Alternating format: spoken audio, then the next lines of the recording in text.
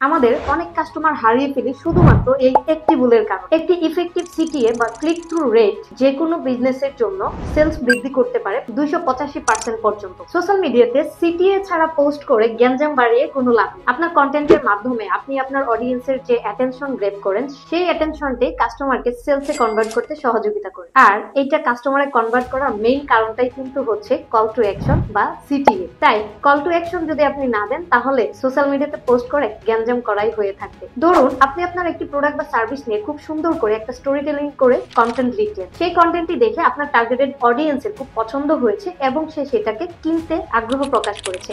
কিন্তু আপনার পোস্টে না কোনো ধরনের কল টু অ্যাকশন না থাকার কারণে তখন কাস্টমার কি করবে? দ্যাট মিনস আপনার কাস্টমারটাকে আপনি হারিয়ে ফেলছেন।